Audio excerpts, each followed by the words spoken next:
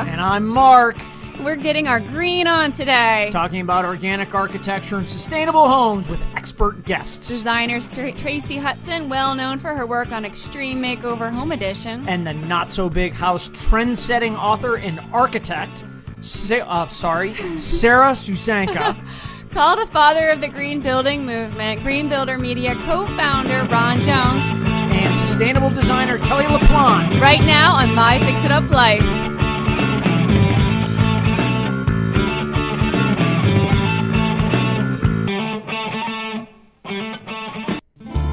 Sanding walls before you paint? Do it the Hyde way, not the hard way, with Hyde's dust-free sander. Attach to your wet dry vac and go. No drywall dust on your furniture, no tough cleanup when you're done. Buy online at Amazon.com.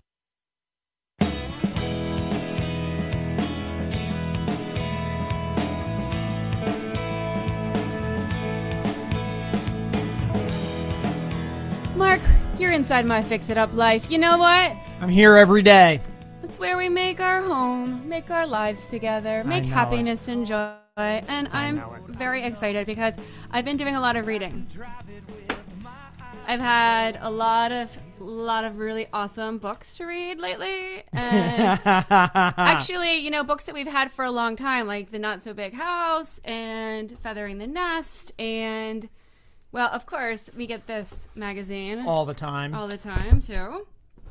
With this handsome expert. Ron writes Jones, something in the back every Green Builder month. Media. He's going to join us later today. Fantastic and great guy. Super articulate, which, of course, makes me jealous of him. Yes, extremely capable man. But you know what? We're talking about sustainability, and I think it's majorly important, though, and kind of connected in my brain cells. I don't know about you, but, I have spaghetti brain, that the word of the year for Oxford was announced recently, and it's vape. I don't want to know that.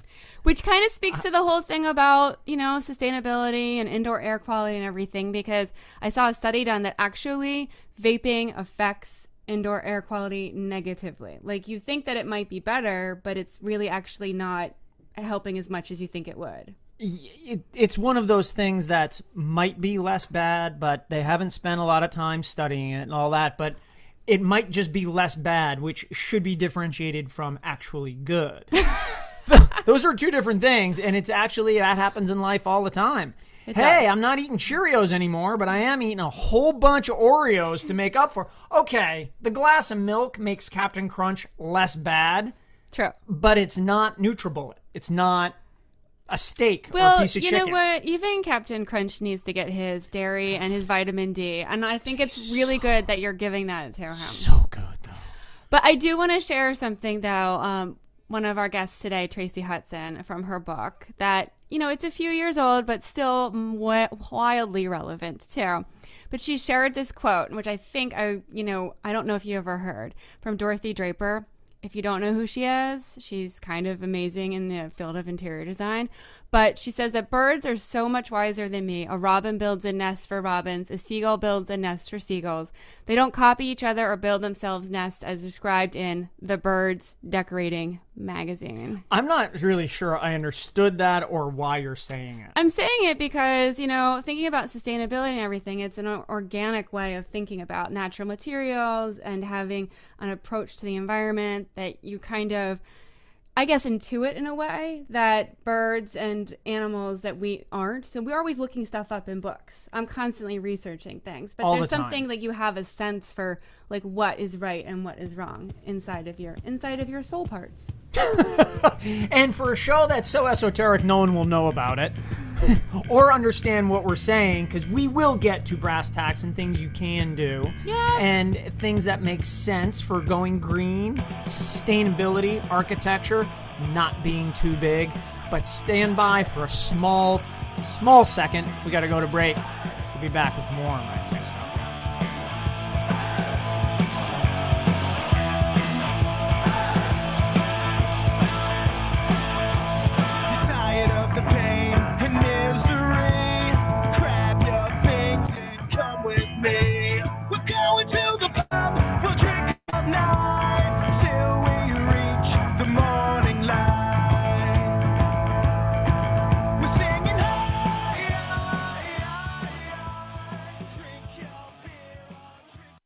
curb appeal to your home. Create a memorable entrance with Therma-Tru fiberglass doors and 5-pond synthetic trim that won't warp, crack, or rot. And give you those rich details that make your home a showpiece. Make your great entrance by visiting Therma-Tru.com and 5pond.com.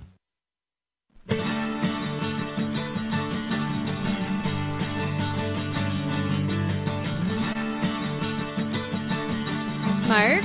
You're back. You're in it. I am so excited. It's so lovely to see you. Well, it's so lovely to see both of you. I miss you guys. It's been a long time. It has been. It has. And you look exactly the same, which is to say awesome. Yes, you look as beautiful as the last day I saw you, Tracy Hutson. The after-school drop-off and all that mess this morning. Little lip gloss, you know. That's how I do it. But thank you. You wear lip gloss, Mark? All right, there's too much being revealed right now. Lip gloss pen. Well, I am so happy to see you. And are you at home right now? I am. You can see our little fall decorations in the back. And this was the only room that I could actually see you guys. So I hope it's not too chaotic in the background. Are you a seasonal decorator or a holiday decorator or all of the above? I have that gene. I got the Martha Stewart gene. I started early. I used to decorate houses for Christmas and the holidays in Texas for extra money when I was in junior high and high school. No way. That's how much I love it. Yeah, so yes. I can't imagine junior high you were decorating houses. I was. Christmas You're ambitious. trees, making bows, you know, humming along. That was the annoying me. But just took down Halloween. We've got our pumpkins still up, and then we'll move into Christmas. I'm so excited. 'Tis the season. When do you start thinking about it? Actually, my children remind me on a daily basis, of course. They're counting down till Halloween, counting down until Thanksgiving break, counting down until Christmas. The lists have started. The Advent calendar is already out, even though it's not December 1. They're like ready. Yeah. But it's good that we can still have that Santa, you know, we still have that clout. No. We don't wrestle the brother. Santa is, you know. So you just went in the span of generously 3 seconds from Santa and Ernest Loves Christmas to like Gangland South Central. I mean, I'm afraid. We have Santa on our side, right? I mean, I'm you guys afraid. know. I'm not messing with Tracy or Santa. I'm going to need Paulie DeMeo and that guy he works with on Building Wild for security for the rest of this interview.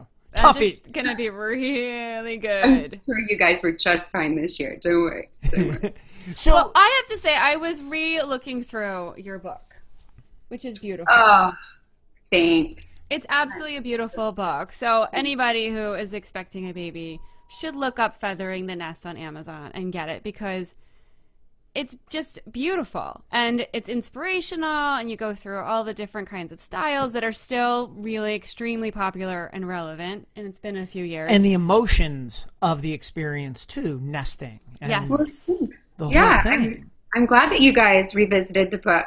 It really was. It was just me at home. I know we've discussed it in the past, but I was on my second maternity leave from Extreme, and I just, you know, all my girlfriends were having babies at the same time, and they were saying, how can I get my nursery together, not spend a ton of money, try to do things that are good for my baby, you know, the no VOC paint, so on and so forth. And I said, forget it. I'm going to write a book, and we can have it all in one source. So that's pretty much what happened. And all the things that you bring up in there too, you know, like synthetic rugs and carpets versus natural fiber. And something that I guess I missed before, flushable diapers, which I'm not sure. I missed that. Yeah, that's something that blows my mind. Yeah, I tried it. I did. I tried it. I gave it a good go. And, you know, I mean, diaper changing is, it's not fun. Like, this isn't, It's I mean, that's wildly glamorous. I mean, right. It's so hot. You have a line in there that is something like, you know, everybody strives, in the beginning, you strive for perfection. The nursery's going to be perfect. Our house is going to be perfect. I'm going to grow and make all their food like, you know, Mother Goose. Then you realize, then the baby comes, and then you realize, like a couple days later, when you haven't bathed in a while and you're starving and tired, it's okay. Yes. Are you speaking from personal experience? Well, that too. That too. I'm No, totally of course. stealing this concept from Feathering the Nest. Well, you know, I was like very committed though. We did cloth diapers for 2 years. And Good. I did I made baby food and all that stuff. Like I was trying to be as Earth Mama as possible. But, you know, there's only so much everybody can do. And so it's like all the little stuff that you can make decisions about, which is just such a beautiful way that you've put it in your book and how that you live your life. It's just like you make little things, and that can make a big difference if everybody's doing little changes. Exactly. I mean, I'm not standing on a soapbox saying, hey, it's the only way, you know, I walk everywhere, I don't drive. I mean, it's a very realistic perspective on how to just do what we can. And it does add up. All of that matters. And our children are watching. So they're recycling, they're paying attention, they want to eat organic, they want to go to the farmer's market with me. So it's all, you know, it's this trickle-down theory, and I mean, it's the way of the future, and I think that there's a lot there. So I'm glad it wasn't just a trend that went away. I think that we're all becoming smarter consumers, and I think it is. It's something that we're all thinking more and more and more about with the tiny house movement, and you know, like we compost now and everything, which is not something that we would have done 10 years ago. No, not at all. good for you. Exactly. And it's fun to do. It's fun to share it with the kids. It's fun to be part of something cool that you can not look back on and say, wow, I regret that. Right. Never. I mean, you know, again, it's not the most glamorous thing all the time, but it's fun, and we're enjoying it. I want to talk about glamorous things because you are one of the most glamorous girls I know. So, like, what are you into? I know he's mimicking me. I don't really care. What is? We actually do a thing sometimes. I have my own hangout over here. Right, you'll be talking sports on that side. Organic. What's the score now? No. So, what is Tracy Hutson doing these days? Like, what are you into? Is there like some? What's your passion today? Yeah, what's making you? You a country music star yet? Yes. What happened to that? Not yet. But I mean, you know, I'm killing it in my car. Like, I'm definitely on my green mission in my car for sure. We've got to have Tim Williams write that song. Killing it in my car. Killing it in my car. I am just sticking to the old faithfuls. I'm still flea marketing. All of my clients really appreciate that eclectic design. I'm reupholstering pieces they already have. I just got involved in a project in Oregon outside of Portland. I'm so excited about it. It's an old milking barn. And so we're leveling the structures. There's 3 structures, and we're keeping one portion of the milking barn and knocking it down and saving all of the wood. And I'm making a modern farmhouse with all of the wood that we can possibly repurpose, and then selling it as an investment property. But it's going to be beautiful. But that's one of the most glamorous ventures I have going on right now, is just knocking down an old barn, because who doesn't want to live in a barn, and bringing all of that history back in. If you could just jot down the address. No problem. No problem. I'll call you when it's done. You guys should definitely come and see it. It's going to be spectacular. I do. I want to. We're demoing soon, and, you know, things don't work as fast as they did on Extreme, sadly. You don't say. Yeah, really? That wasn't real? How odd. You don't build a house in 5 days? Some of the guys that we did Joplin with we're still in touch with. Quite often. I mean, they're friends. Yeah. And periodically someone will say, man, wouldn't it be great if a bunch of blue shirts just came around the corner right now to help us out? Because I'm exhausted. I say that every morning. I'm like, come on, volunteers, we can do it. Yes. Do you give your children blue shirts and say, guys, let's play a little game? No, but I like that. They have ones that say Transpo Department on the back, so they still think that they're pretty cool. But I should dig out a couple of blue shirts and, you know, put them to work for sure. That's so funny. That's so funny. And yeah, I'm like, let's go to the supermarket. Volunteers. Yay! For little kids, our son Jack would love that. 6 years old. Transpo Department. And what we're lucky enough to know that that's a guy who drives around in a truck full of fuel, fueling up all the stuff that's around. Like all the excavators, all the skid steers, all the generators, they need gas. You don't go to the gas station on Extreme Makeover. It comes to you. it comes to you. Also, craft service is a huge part of the transpo department. You know that. I love my transpo team. That's where, when it's cold, you know, that's where you find your buddies. They had to go to Sears with me. You know, poor guys going and shopping. You know, yeah.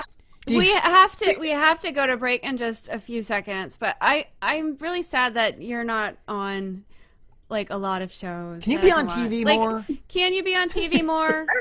No I would problem. love that because you're so delightful. For you guys, absolutely. We'll have our own Tracy cam. Let's do it. Yeah, put a GoPro in my car. It's endlessly entertaining. Well, you're killing it in there, so why not? Maybe you can sing us out on one of your favorite songs. Oh gosh, no. No, we can't have that. You have to save her voice for performances only. We have to save it for yelling at people at the Oregon Dairy Barn. That's right. Get that down. Put it over there. Do this, do that. Save this, save that. Okay. All right. Well, you know, calm down. I can't calm down. No? I cannot calm down. Before we have to go to break, which is soon, do you see anybody from Extreme Makeover anymore? Like, or did everybody... Yeah, I mean, Polly is working quite a bit on building one. I still see Ty. We live in the same neighborhood. Sabrina Soda, Jeff Dye, Michael Maloney, every once in a while, but everyone just sort of, you know, crew a lot. I see the crew more than I do the cast, sadly.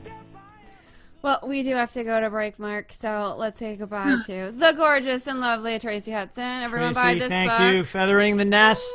Thanks, Feathering guys. our break. Follow her on Twitter. We do. We'll be back with more My Fix It Up Live. Rebuilding Together believes that everyone deserves to live in a safe and healthy home. For nearly 25 years, Rebuilding Together has provided critical home repairs for low-income homeowners in need. With support from volunteers and skilled professionals, Rebuilding Together affiliates complete 10,000 rebuild projects every year, working to revitalize and stabilize vulnerable neighborhoods and communities across the country. Join Rebuilding Together and rebuild in your community. Find out how you can make a difference and get involved at rebuildingtogether.org. It's time to bring beauty back in your next project by Seeing Red. Born to beat the elements, Western Red Cedar is awesome for outdoor rooms, decks, fences, pergolas, and more. Inside, Cedar's a sweet choice for hope chests, highlight walls, and woodworking projects, big and small. Stable, chemical-free, and safe, Cedar's a natural choice. So bring beauty back to the yard and punch up projects inside the house. For more information and ideas, see red at WRCLA.org.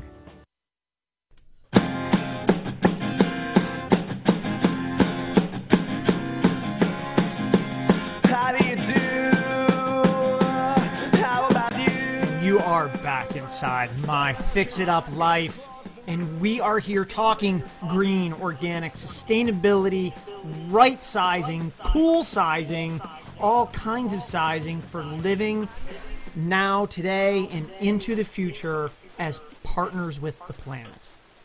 That is true, Mark. I say yes to that.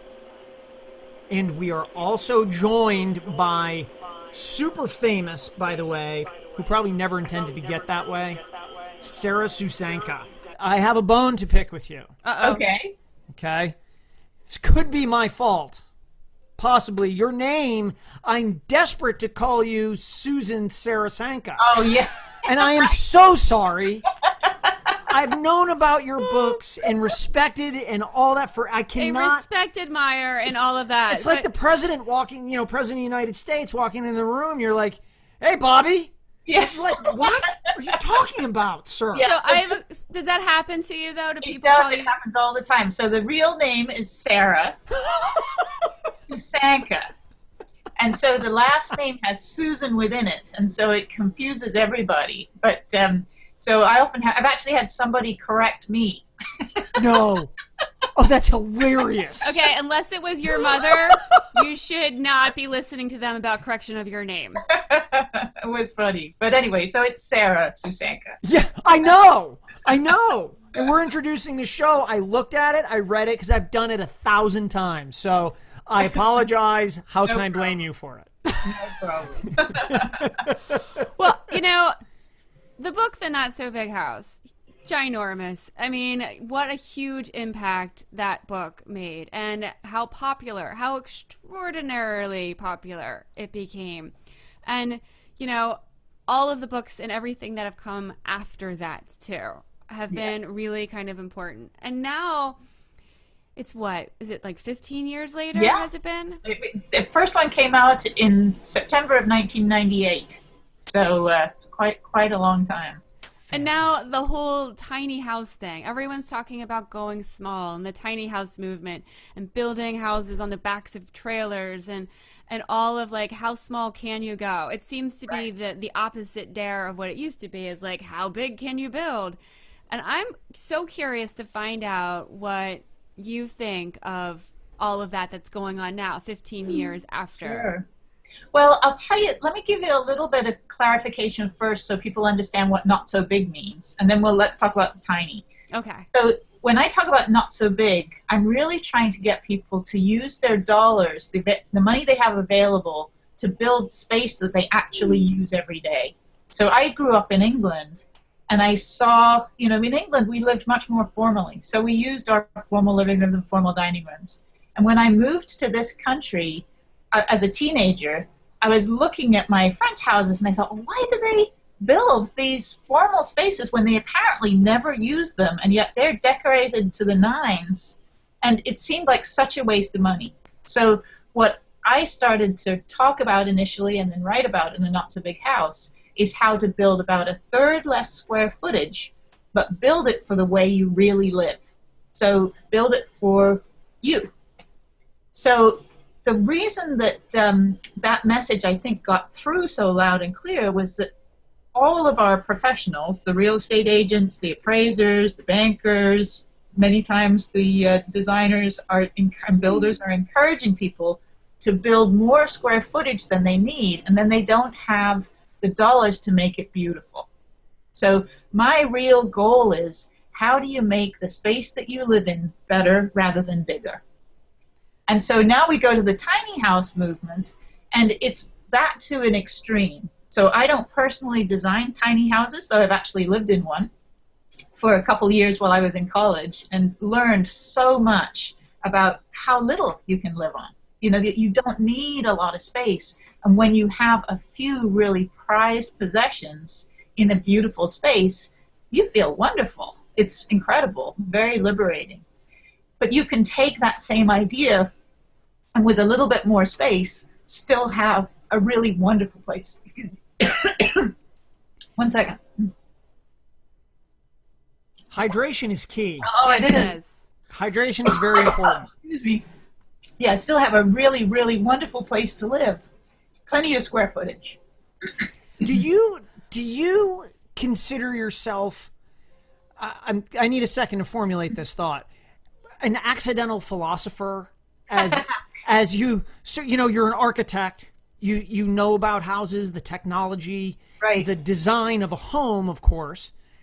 But in the Not So Big Life, you've taken this to maybe not the next level, but certainly a different level. Yes. And are you an accidental philosopher, I guess? I think that what I've done is articulated a set of ideas that a lot of people are longing for today, which is how to find the meaningfulness both within our houses and within our lives. And so just like with house design, I'm talking about building better rather than bigger. In our lives, you're referring to the Not So Big Life, which actually came out in 2007. There I'm talking about how to find the meaning that we're looking for with everything that we do. So we go on this great hunt, and we think, if I buy another couch, or if I find a better boyfriend, my life is going to get better. And really, it has nothing to do with those things. It has to do with how we show up in our own lives. And in a very similar way, our houses are an expression of us. So as we allow them to really reflect who we are on the inside, we start to feel so much more at home, both in our houses and our lives.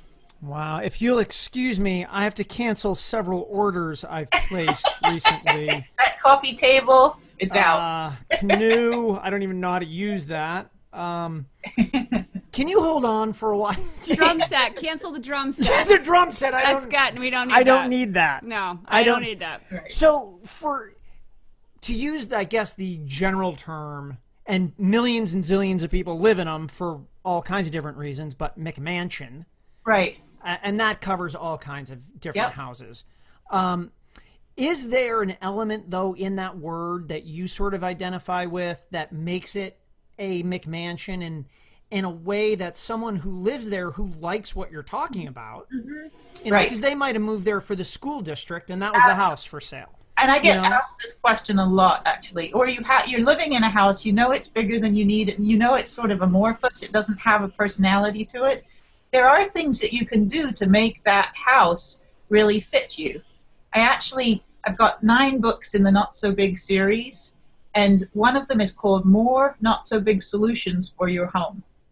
And in there's a chapter about improving a McMansion with ceiling height variety.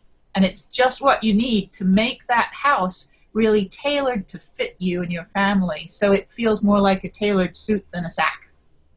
And that's my goal. It's so sad that you're not articulate. You know, I really like that, and I'm going to kind of use that as a mantra in my brain as I'm going around our house. Because, you know, I think Mark and I are like a lot of people. We have a lot of extra things. Right. We who? Right. Well, I'll tell you a piece of mantra to speak to yourself. Do not keep anything in your house that you do not know to be useful or believe to be beautiful. And that was actually a quote from William Morris, who was the founder of the arts and crafts movement in England. But it really encapsulates what I talk about.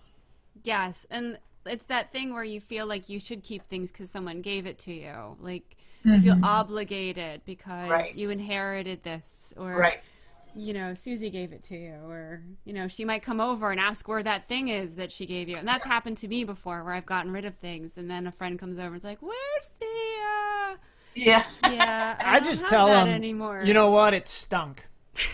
And our friendship, you know, I already know the stories you're going to tell. Well, obligation is definitely not a good reason to do anything. So, you know, what I try to help people understand is how to live authentically and how to express themselves authentically. Is that word, is expressing that word itself to people, they sort of say, oh yeah, and then they think about it for a second and say, oh no, what are you talking about? Yeah, what's authentic? Right. It means, what do you know in your heart? And so often, so much of our communication is largely phony. It's based on what we think we're supposed to say. What I try to help people to see is that the real is in your speaking what you're actually feeling. Now, you can certainly end up being rude in that, and I'm not encouraging you to do that. But I am saying, you know, for example, with the object that wasn't really useful to you, to just speak and say, I couldn't find a good use for it, but I found a good home for it, for somebody who loves that. That expresses something more real than, you know, just pretending that it's okay. Could you be like a new kind of Siri, so that when you have an awkward social situation, I could say, Sarah, what do I say now? And you're like, I found a new home for it because someone else loves it more. And I'm like, oh, that's it. I've been trying to figure out a not so big app. I think that's what it's going to be. Yes. That is beautiful. Because seriously, there's so many of those situations where I know I'm like, okay, what is the thing to say that's true but doesn't hurt someone's feelings at the same time? It's very tough, but what we don't realize is that we do much better when we're actually more authentic about how we're truly feeling, because then a real conversation ensues. Yeah. I love your sweater. Thank you. It looks great. That chair behind you. It's a work of art. We have about 30 seconds left, and that was the only thing I said that wasn't full on. So we have to tell everybody to go and check out. You are wonderful. Thank you, Sarah Susanica. So much. Not So Big House. Yes. Really, thank you. Thank you so much for joining us. Really amazing. I'm inspired. And visit me on Facebook. Yes, go visit. Eris What's her name? Go visit whatever her name is on Facebook. It's probably got some S's in it. You are fantastic. Thank you so much. You so much. We are going to break. Thank you. We are going to break. Follow her on Facebook. Follow us. We'll be right back. Looking for a no-hassles roof for your home? Da Vinci Roofscapes offers affordable slate and shake roofing tiles that add long-term beauty to your home. The synthetic Da Vinci tiles resist mold, algae, fungus, and insects. Backed by a 50-year warranty, Da Vinci roofs are fire-resistant and made to withstand severe weather like high winds and hail. It's no wonder thousands of homeowners have chosen Da Vinci slate and shake tiles to not only protect but enhance the beauty of their homes. Learn about award-winning Da Vinci products at DaVinciRoofscapes.com or call 1-800-328-4624. Rebuilding Together believes that everyone deserves to live in a safe and healthy home. For nearly 25 years, Rebuilding Together has provided critical home repairs for low-income homeowners in need. With support from volunteers and skilled professionals, Rebuilding Together affiliates complete 10,000 rebuild projects every year, working to revitalize and stabilize vulnerable neighborhoods and communities across the country. Join Rebuilding Together and rebuild in your community. Find out how you can make a difference and get involved at rebuildingtogether.org.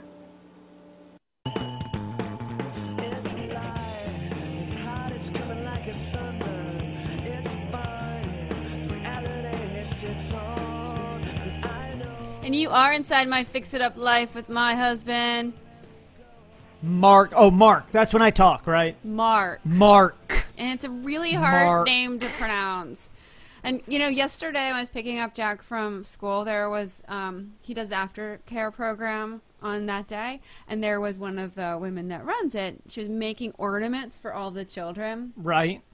And trying to fit some of the longer named children on those ornaments was quite a challenge. Quite writing in a circle around the... Yes. So Yeah. words like Mark and our son Jack are beautiful for those kinds of projects. Oh, and I'm glad to know. I would like to compliment you on that.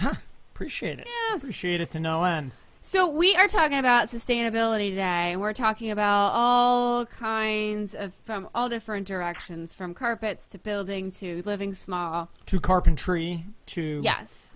site selection, to all kinds of different approaches. And we have someone on the line right now who I'm delighted to talk to. And Mark always says, I wish we had an hour for a conversation with him. Ron Jones from Green Builder Media, builder, pioneer, and I don't know what else, Ron, that I can add to that. I hope you're with us.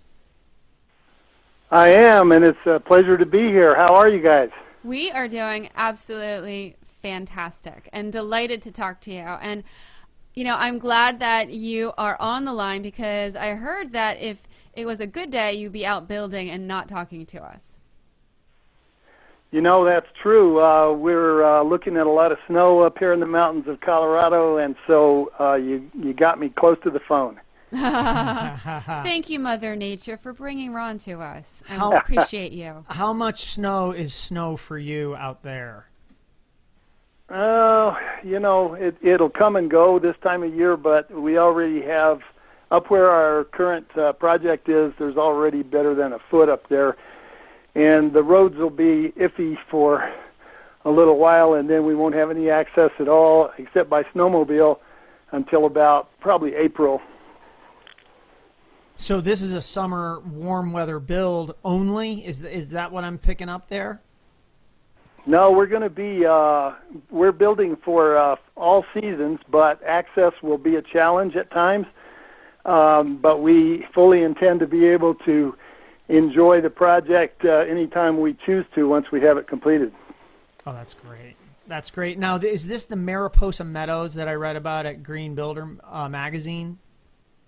Yes, Mariposa Meadows is our project in southern Colorado. It's up at 10,400 feet elevation. It's completely off-grid, and it's completely surrounded by national forest and 3 wilderness areas. And so we are embarking on a project there to do a variety of different testing and data collection projects, including different kinds of renewable energy, different kinds of building envelopes and building systems, and different combinations of controls and so forth. Also some high-altitude agriculture, and just the whole subject of sustainability, which drives us, will be addressed in a variety of ways at Mariposa. Wow. Why pick a place that's so far away? Well, I think that it's really important to demonstrate the things that we talk about all the time, and being self-sufficient, being self-reliant, being completely off-grid, being able to monitor and to report on and to help influence people on the issues of sustainability. If we can do it at 10,400 feet on that beautiful, pristine piece of property, people can do it anywhere. And, I've always been a builder and a designer who embraced challenging sites. That was my specialty when I built for clients. And the point is, I think almost anybody could build on flat lots, but that never really turned me on. Yeah, I've heard that from lots of different guys over the years. One friend said, I can make $1 million, whatever it was, some huge amount of money just doing windows and doors. But he could never get there because he'd long since delve into insanity because that's not for him. Yeah. Yeah, so you're out there. It's just a tremendous opportunity. It's a once in a lifetime, and it's my life's work, and it will be where we scatter my ashes when it's done. Good times, good talk. Well, I guess that's sustainable. So what phase? Well, I'm not of this really in a hurry. Don't get me wrong. What phase of this fascinating project are you at right now? We have put in. Let me back up. We have a little over 120 acres. We have a live stream. We have timber, and we have some magnificent big meadows. Mariposa Meadows. We named it because of the big grassy high mountain meadows that are up there. So we have a live stream with water rights for irrigation and so forth. We are completely inundated with wildlife. We have resident moose. We have bighorn sheep. We have elk and mule deer and all kinds of birds. We even have the legendary amphibian, the boreal toad, just so you know. And we have a nice trout stream there. But we dropped in a very successful domestic well, which will be powered off of a solar-powered pump. And we have 3 structures under construction right now. I'd like to tip my hat to the Structural Insulated Panel Association. They provided assistance and help with erecting structural insulated panel structures up there. 2 of them are dried in for the winter, and the 3rd one we're at slab stage, and we have the SIPs ready to go in the spring. So next spring we will complete those 3, and then we'll continue with the other parts of the development, which are geared more toward the research and development and plug-and-play opportunities with the renewable energy supplies and so forth. So I am wildly interested in seeing images of what's going on. Is there somewhere where you're cataloging everything you're doing? Oh, thank you for asking. Yes, if you go to greenbuildermedia.com, it'll pull up our flagship publication, Green Builder Magazine, which I know you're familiar with. And there's a tab there for Vision House. And Vision House, as you know, is our series of demonstration projects that we've built for years across the country from coast to coast. This is the first one that we've done that's completely off-grid and that's on a scale like Mariposa. But we have a tremendous amount of information under that tab. I think, in fact, the first item listed under Vision House is the Mariposa Meadows project. And we'll continue to add information, and that will be an ongoing project for several years to come. So we invite people to take a look at that and to interact with us and communicate with us on that. We would, in fact, we're going to be really disappointed if you guys don't come out sometime and visit us. Well, I would love to, but I've got this thing about snow. That is not really my friend. But my husband is, grew up in New England and lived in Vermont. I'll come out right now. He's like, Okay. It doesn't matter the weather. It doesn't matter the altitude. It doesn't matter if he's like having to, like, be on a 20-story scaffold or anything. Nothing matters. He'll be there. He's good. But I'm not so much. So when it's a beautiful day, I'd love to come out. When you have the Ritz-Carlton built next door, we'll be ready for guests next summer, and so I want you to put it in your calendar. Oh, I want to come next summer, Mark. You have to take me there. Perfect. I want to build something. There you go. So can Mark come out before there then and give a hand? Yeah, absolutely. I've got more to do than I can even think about. Wow. Oh, that's fantastic. So you're talking about snowmobiles now. So that means there's some kind of dirt road or trail, like, and I read your blog, by the way, in Green Builder, no parking, which was hilarious, by the way, because of the irony of the size of this site, and there's still nowhere for anything. And right. That's our favorite page of the magazine. We always immediately go to the last page because it's the most entertaining. Like, it's informative. Everything else is informative and thought provoking, but then your piece is always both and entertaining too. Thank you so much.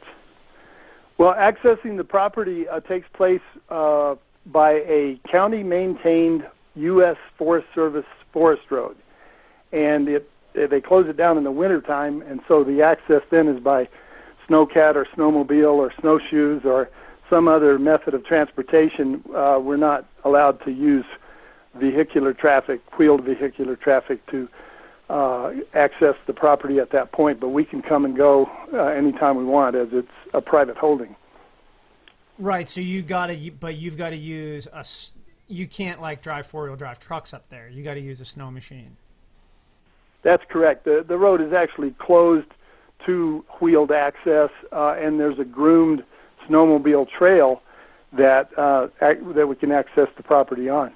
So are you bringing guys up there and like running generators and building stuff in with that kind of access? Yep, absolutely. And it's been a real challenge because, the weather is pretty spotty, and we didn't get started until August up there this year, and so it was fall before we knew it, and we have local craftsmen that have been working with us up there who are very familiar with the conditions and so forth, and so everything's been quite satisfactory. I will tell you the real challenge is when it comes to delivering large items like the structural insulated panels I mentioned, and most of all trying to get any concrete up there. Concrete is a precious commodity at 10,400 feet. It has to come from 2 hours away, and the weather is such a big factor, and the roads and the altitude and everything. So we finally, just before the last big snowstorm, in fact, just minutes before the snow started, we were able to place and finish the third and final slab for this season, and so we're all good to go. And I was hugely relieved, but the logistics of getting heavy material, heavy equipment, and so forth is probably the biggest challenge. Wow. That I'm amazed. I'm gonna go and look at the pictures on the website. Where did we go again? Oh, you have to. Is it greenbuildermedia.com, greenbuildermagazine.com? Yeah, you could go to greenbuildermag.com or greenbuildermedia.com. Okay, I'm definitely gonna go check that out because I'm crazy awesome now about it. Do you guys have an Instagram thing too? Is anyone doing that for the project? I'm sorry? Instagram. Does anyone have that's taking pictures and loading them up on Instagram? Yes, our and I'm not the right guy to give you the input on that, but if you go to the website, the folks that are smarter than me do that stuff for us, members of our team. So we take photographs almost on a daily basis, and then we send them to our team. Heather generally takes care of that and puts up that material, but there's all kinds of ongoing information there. Well, we're going to definitely follow you there right after this. And smarter than you, not possible. I have a question. Okay. I have a real question. I got distracted by the toad before because I thought it was an amphibian, and then you're going to say it was like that thing from China that also walks across land, and my mind went somewhere when else. I think of toad, I think of the story of Frog and Toad. The snakefish. I think of Frog and Toad. They were friends. You have timber on the land. Are you able to, or is it a good thing to harvest that timber and use it in the structures? We can harvest the timber that we have on our own private property, and then there are timber sales on the surrounding national forest properties that are very carefully managed by the U.S. Forest Service and under very strict guidelines and so forth. And the logging operations that take place in those kinds of scenarios typically are contracted to companies that will take them to a mill and then have the material processed there, and then you bring the dimensional lumber or the logs or the timbers back to your job site. But we can use any of the timber resource or stone or anything else that we have on site. Wow, amazing. Everybody has to go to greenbuildermag.com right now. Check it out. We're going to follow you guys on Instagram, and we will be back in just a minute with more My Fix It Up Life. Right in front of you to take. Mine is yours to break. We don't have much time to wait. Sanding walls before you paint? Do it the Hyde way, not the hard way, with Hyde's dust-free sander. Attach to your wet dry vac and go. No drywall dust on your furniture, no tough cleanup when you're done. Buy online at Amazon.com.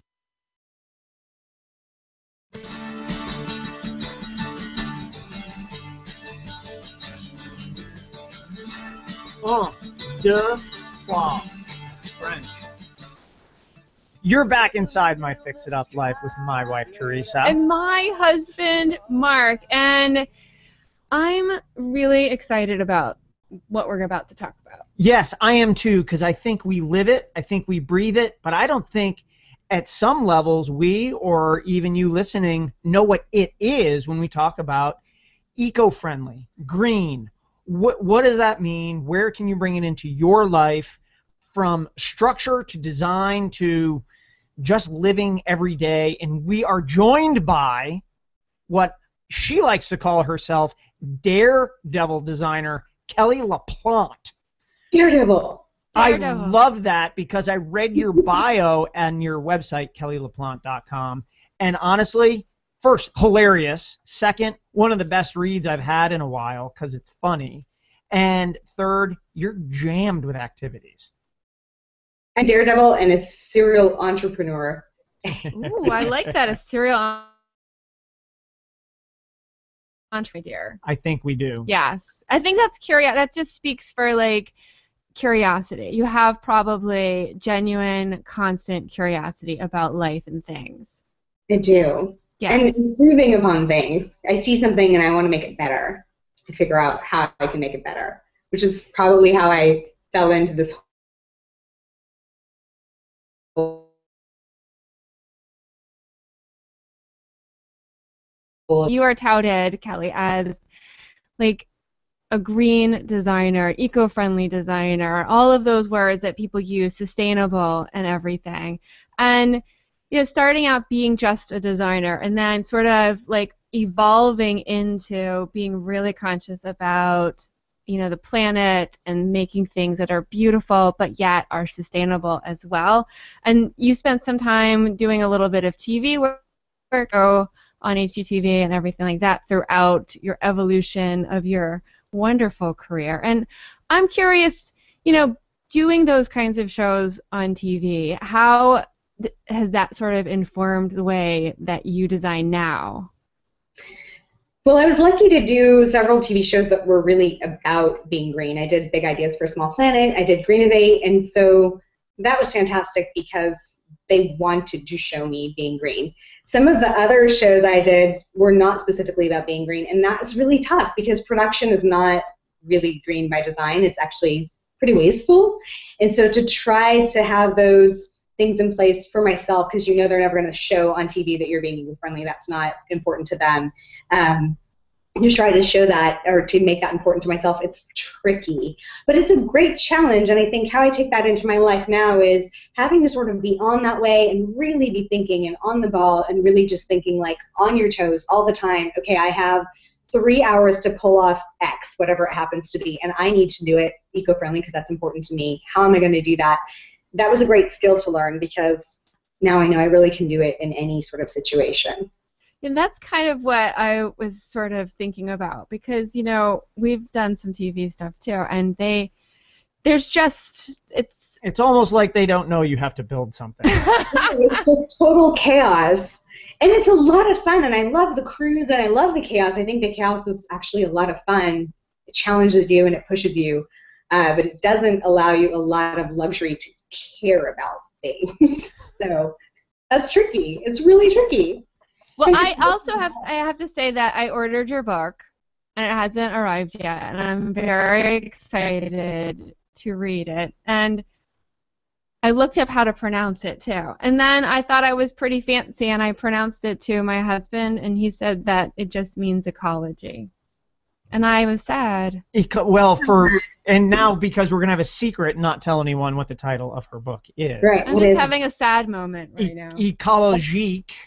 And there's some more that goes beyond that. The style of sustainable design. God, how did you write such a complicated book? Well, it's on Amazon, and that's where I ordered it. So. Yes. So the whole tagline is actually almost a little bit tongue-in-cheek because the whole idea of the book, which I wrote a while ago in 2008, it was to show people that there was no style of sustainable design, and that's why it was sort of a joke because really you can have any style and be eco-friendly. And now that might seem a little bit obvious today in 14, right? Everyone knows I can be eco-friendly and I can employ whatever kind of style I want. But in 2008, which wasn't that long ago, people still thought green was a look. And as a sustainable designer, I would go to a cocktail party or whatever, and people would say, what do you do? And I'd say, I'm an eco-designer. And they'd say, oh, I know that look. That's that bamboo sort of like modular, like Northern European look. I know that look. And I would say over and over, it's not a look. It's not a look. It's not a style. It's a standard. And finally I said, screw this, man. I'm going to write a book. And I'm going to just show a bunch of different styles and so people can see how easy it is to be sustainable and be Art Deco or be super modern or be really traditional and not give up anything in terms of style, just focus on sustainability as a goal, not as a book. Love, high fives all around. Can I ask a question? I see Mark, yeah. Yeah, the question is, Northern European look, which is one piece of birch and 7,000 square feet of drywall and white paint. Yes. Why on God's green earth would someone equate that look with eco-design, with thermal efficiency, with not building too big of a house, with any number of different things, locally sourced materials? What does that have to do with anything? Minimalism, so reduction of materials. Oh, okay. Really simple and not overcrowding something, which I actually really believe in as a principle. I think the number one way you can be eco-friendly is to not overconsume. That's why when I frame a wall, I only use 3 2x4s, no matter how long it is. I can't wait. Doesn't matter. Can't wait to go in there and have it fall on me. Mark is about safety.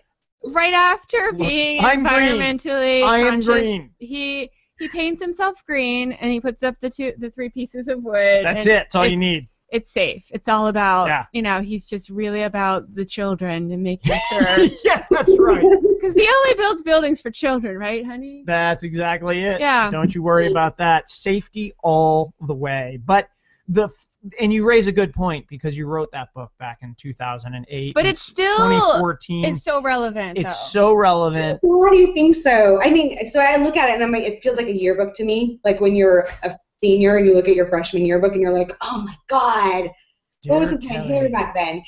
It feels like that. I don't know. When you write a book, it's out there and that's it. And it's, it's this sort of encapsulated moment in time. And it's like 2008 out there forever for the whole world to see my hair in 2008. which was the same. So, my favorite thing, though, that I have read about you is that you spoil the client and not the environment and the designs that you do. And I would love to know, this is something that everybody always asks when they interview anyone, like, what are your tips and tricks and all that stuff. But is there something that you go to time and time again when you're working with a client that is, like essential to the design process? And we only have 2 minutes left, so. Reuse is my go-to. It's my first thing. It's the thing that I start with. It's the reason I got into sustainable design in the first place. I was working for a really high-end design firm as a young designer and saw so many beautiful things just sort of be tossed away when it was time to redesign. And so reuse is where I always start with clients. We go through everything that they have and figure out if there's ways to reuse, because reduction of new consumption is, I think, the easiest way to be eco-friendly. So that's the first place I start always. I really like that. I'm a huge fan of trash. Yeah. Yeah. My little boy is too. He wants to make Not everything. creating it or using what's there in a new and better way. Yeah. I'm a huge fan of that always, and I'm the one that says, hey, honey, do you see those doors on the side of the road? And speaking of which, we could make something out of that. Fortunate, because we're developing a My Fix It Up Life junkyard. Really? No, it's a laboratory, honey. It's an experimental laboratory. Have you seen Raiders of the Lost Ark? I know it's an old movie, but that scene at the end where they wheel the Ark into that government warehouse, that's our basement.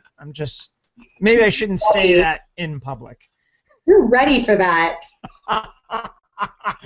Oh my goodness, I would love to have more space, but I don't want to take up too much. No. And I don't want to take up too much of your time, Kelly LaPlante, designer, daredevil, author, serial entrepreneur. It doesn't say eco-friendly designer under my name. It just says designer, because at some point I was like, we're there. We are being eco-friendly, and it's not something I want to make a huge deal about anymore. I always make the analogy, it's like when you say, oh yeah, that oven gets hot. Of course it gets hot. Well, we're burning our way into a break. We Follow do. Kelly at Kelly_LaPlante on Twitter. We do. Facebook, Kelly-LaPlante, Yes. LLC, KellyLaPlante.com. Thank you. We're out. We'll be back with more My Fix It Up Life. Thanks, Kelly. It's time to bring beauty back in your next project by Seeing Red. Born to beat the elements, Western Red Cedar is awesome for outdoor rooms, decks, fences, pergolas, and more. Inside, Cedar's a sweet choice for hope chests, highlight walls, and woodworking projects, big and small. Stable, chemical-free, and safe, Cedar's a natural choice. So bring beauty back to the yard and punch up projects inside the house. For more information and ideas, see red at WRCLA.org. Sanding walls before you paint? Do it the Hyde way, not the hard way, with Hyde's dust-free sander. Attach to your wet dry vac and go. No drywall dust on your furniture, no tough cleanup when you're done. Buy online at Amazon.com.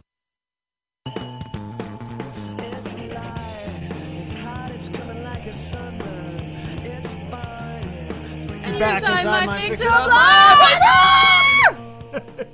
That was really kind of fun. I'm excited because we're going to be giving something amazing away. We are. I love mattress. You know, as I get older, the more I enjoy when we go to a hotel, the mattress and the linens.